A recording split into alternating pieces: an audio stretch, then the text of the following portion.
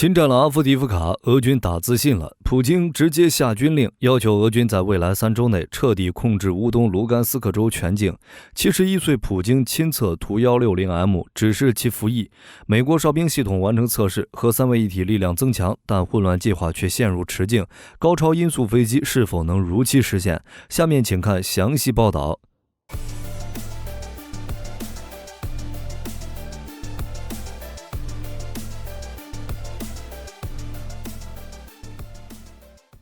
我们知道，俄罗斯曾通过公投形式吞并乌克兰东部的顿涅茨克州、赫尔松州、卢甘斯克州和扎波罗热州，但始终有部分乌军在这4州前线据点持续坚守，并未让俄军在这里过得舒心。而下个月15到17日，俄罗斯将举行总统大选，不出意外，没有对手。现年71岁的普京恐怕会再次连任，所以有消息传出，为了映衬普京的第5任期，这才有了未来3周内彻底控制卢甘斯克州这样带有实现性的军令下达。21日，乌克兰军事情报局副局长斯基比茨基在接受采访时也表示，克里姆林宫确实希望在即将举行的总统选举之前控制整个卢甘斯克州，甚至俄军还计划在未来半年内完成对顿涅茨克州的掌控，以及保住已经侵占的赫尔松州和扎波罗热州的部分领土。不过在此之前，为了保证选举的顺利进行，据斯基比茨基透露，俄军已经开始将力量集中调往毗邻乌克兰的地区，如近期有3个营的俄军士兵从被占领的马里乌波尔转移到了别尔哥罗德，以预防乌军对该地区的袭击。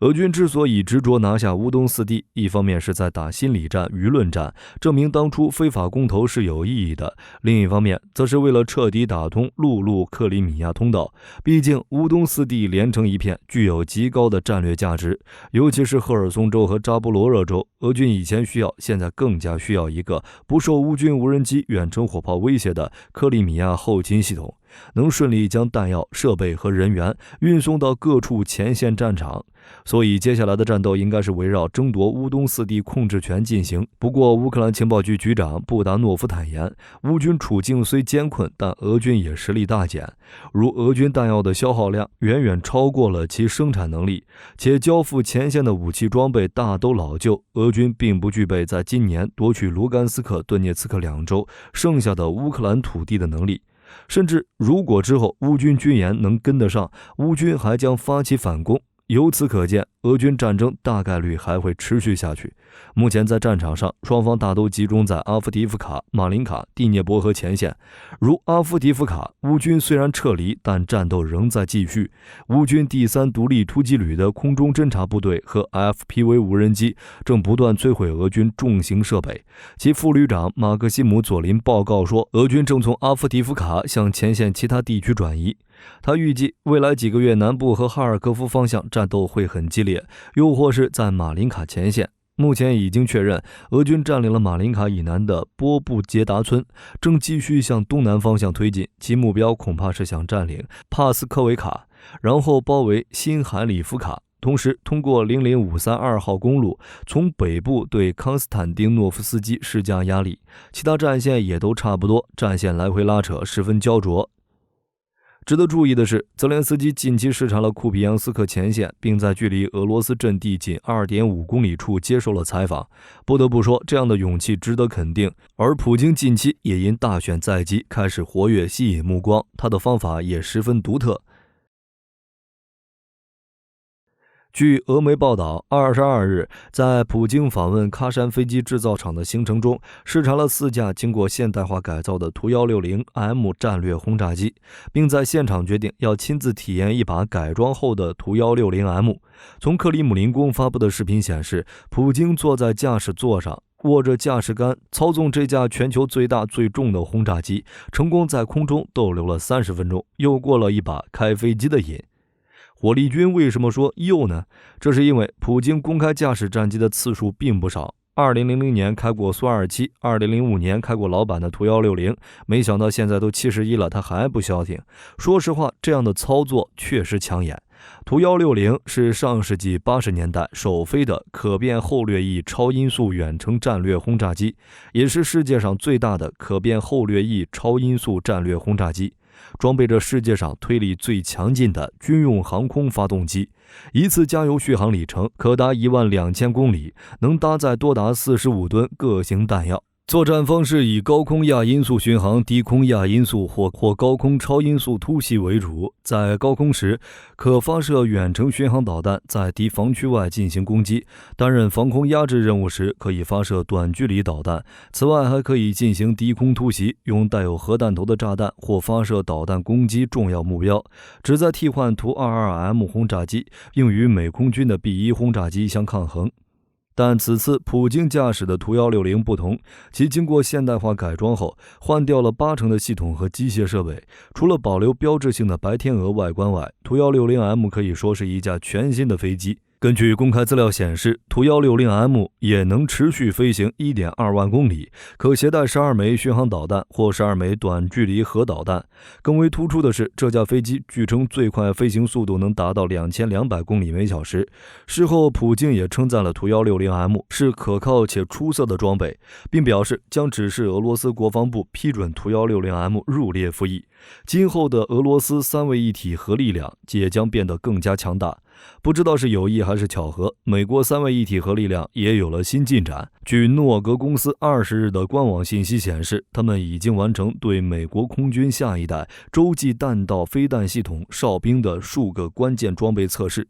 据悉，此次测试是在犹他州盐湖城西北约120公里的夹角测试设施进行，其通过对哨兵洲际弹道导弹的前部和尾部进行评估，是获得了有关导弹飞行中结构动力学的重要数据，有助于工程团队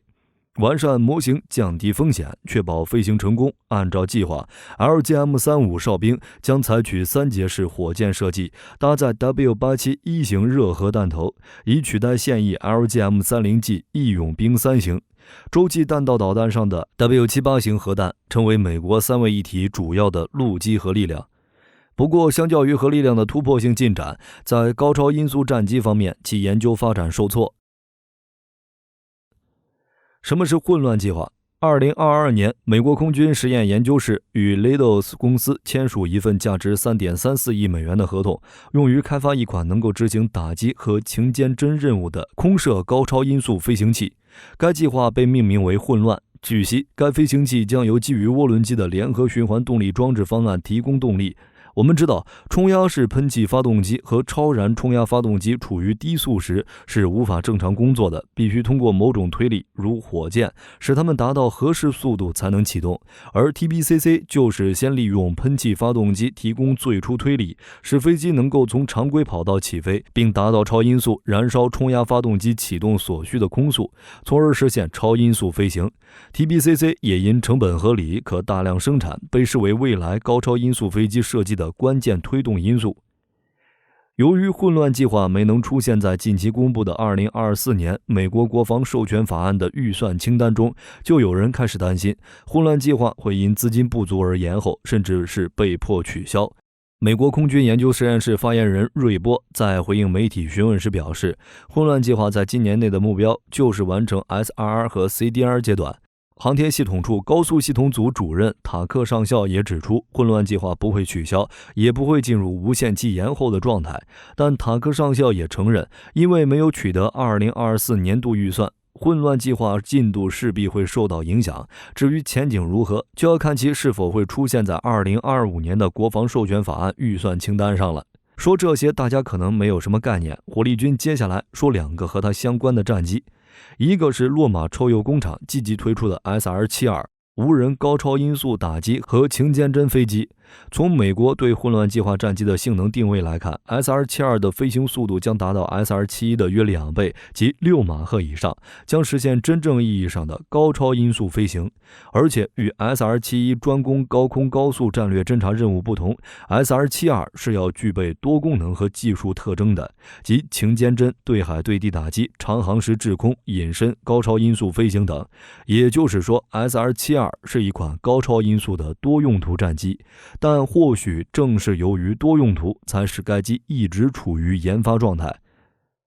多用途有错吗？没有错，这是现代战机设计的主流。毕竟谁都想要一款仅需一个型号就能承担所有任务的战机，既省钱又高效，具有极高的效费比。如 F-15E 和法国的阵风，它们既可以用于争夺制空权，也有着出色的对地和对海打击能力。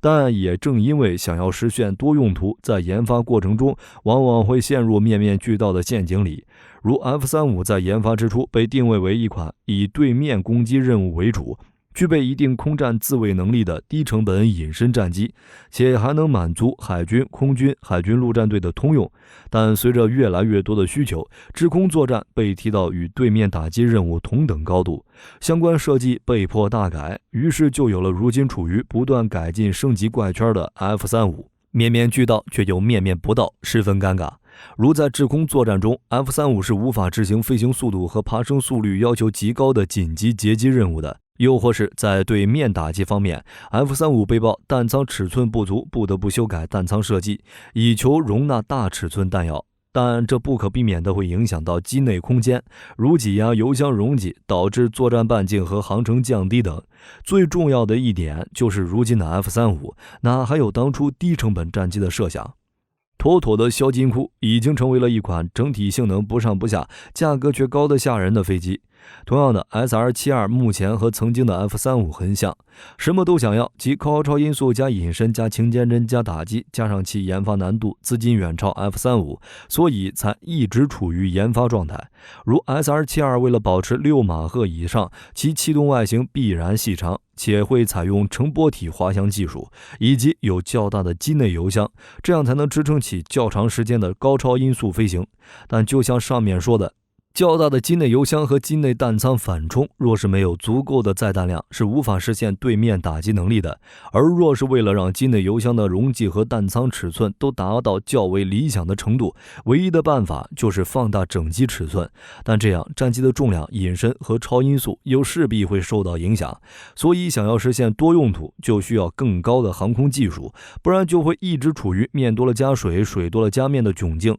所以还是从单一功能慢慢拓展到多用途战机才是正途。另一个是波音推出名为 Valkyrie 飞行器，虽然没有过多资料，但波音公司表示，该高超音速战机可用于军事任务或作为太空发射母舰使用，曾在 AIAA 科学技术论坛和博览会上展出过。其与2018年的旧款存在明显的差异，即新款发动机是分离的，旧款则并排放置在机身中心下方。旧款之所以如此设计，是应用了北美航空公司在冷战时期为美空军设计建造的 XB-70 Valkyrie 超音速轰炸机，后来北美航空公司与罗克维尔合并，随后又被波音公司收购，该技术自然而然的就被应用到 Valkyrie 飞行器上了。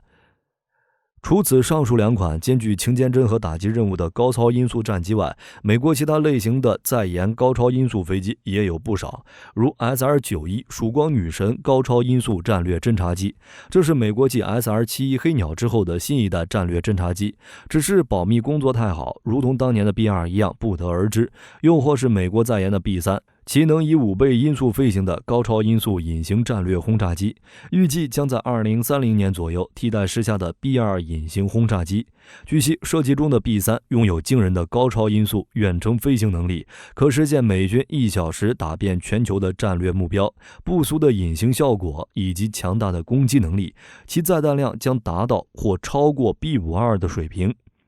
高超音速飞机是高超音速飞行器3大类之一，其他2个是高超音速巡航导弹和航天飞机，如 X-51A、HTV、H-37B、HX 等，都是美国在研的高超音速飞行器。至于为什么要设计高超音速飞行器，这主要是因为超高速飞行器的威胁太大了，速度快，目标散射截面小，机动性强，现有的反导系统已无法拦截。若是不发展高超音速武器，最终只能沦为挨打的份儿。如要拦截以秒速5到10公里的速度进入大气层的核弹，拦截导弹也应装上核弹头，通过迎面核爆来摧毁目标。因此，反导系统需要有高超音速飞行器携带核弹进行防御，反航母作战也是如此。标准的防空导弹虽然能打击超音速轰炸机等机动目标，但却对付不了高超音速滑翔飞行器。如果有高超音速武器来袭，即便使用的是常规弹头，也足以令航母退出战斗。